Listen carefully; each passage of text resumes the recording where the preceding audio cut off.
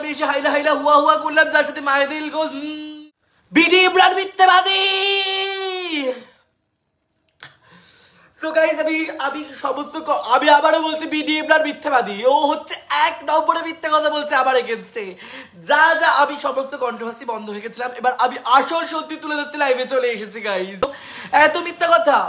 আর আমি একটা মিথ্যা কথা বলেছিলাম যে বিডি ইমরান ভাই নয়, বিডি ইমরান আমার ভাই হয় না, বিডি ইমরান আমার ভাতার। হ্যাঁ গাইজ, এটাই সত্যি কথা, বিডি ইমরান আমার এক্স ভাতার। বিচার করো, আমি বাংলাদেশের ভাবি যে হতে চেয়েছিলাম, এত ভালোবাসা চেয়েছিলাম, বারবার বাংলাদেশে ছুটে আসতাম, সেই বাংলাদেশের ভালোবাসা মানুষজনই আমাকে বিচার দেবে। বাংলাদেশি মানুষজন আমি জানি এখনো আমাকে ভালোবাসে, আমি বাংলাদেশকে ভালোবাসি, আমি বাংলাদেশকে সত্যি মন থেকে খুব ভালোবাসি, ইন্ডিয়াকে যতটা ভালোবাসি বাংলাদেশকে থেকে ততটাই ভালোবাসি। একের পর এক মিথ্যা কথা বলে যাচ্ছে, আমি চুপ করে শুনবো। আজকে সবাইকে প্রমাণ দেবো, প্রমাণ দিয়ে বিডি ইমরানকে মিথ্যাবাদী প্রমাণ করছি। তোমরা ট্যাগ করো বিডি ইমরানকে। বিডি ইমরানকে আমাকে জোর করে আমার ভাতারকে ভাই বানানো হয়েছে। আমার এই ভালোবাসা বুকের পাতা রূপে জারুর সাথে আমি এত কিছু করলাম, এত ফানি করলাম, যার উপরে আমি এসে হাইলা হাইলা হুয়া হুয়া করলাম, যার সাথে মাহিদিল গোজ করলাম, এত কিছু করলাম। আমার এই বাজে স্বভাব দিনে গেল না। আমি মীরা কার্টুনের মতো এত কিছু ফানি করলাম।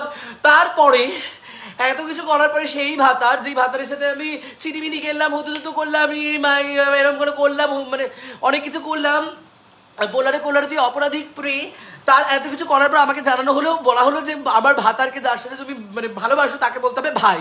তাও আমি বাধ্য হয়ে তার ভালোর জন্য বললাম ভাই। কিন্তু এবার আমার ভাতার জন্য আমি স্যাক্রিফাইস করে মুখে পাত্র রেখে বললাম যে না ঠিক আছে, ও আমার ভাই হয়, ও আমার ভাই হয়। তো এইটা কথাগুলো বললাম, ঠিক আছে। আরো মিথ্যা কথা আমি বলছি। মিথ্যা কথা হচ্ছে মদ খাওয়ানো, নাকি জোর করে মদ খাওয়ানো হয়েছে। সত্যি কথাটা কি বলবো বিডি ইমরান, আমি জোর করে মদ খাইয়েছি? নিজে বারবার আমার ফোন করে বলে যে যেহেতু বাংলাদেশে অ্যালকোহলের দাম অনেকটাই বেশি, আমাদের ইন্ডিয়াতে অনেকটাই সস্তা এবং আমরা নিয়ে যেতে পারি, যেহেতু আমরা ইন্ডিয়ান পাসপোর্ট হোল্ডার। তো সেখানে আমি নিজেই ফোন করে বলে হয়েছিল যে আমার জন্য মদ নিয়ে আসতে। এবং তোমরা সিসিটিভি ফুটেজ চেক করো, 4th সেপ্টেম্বর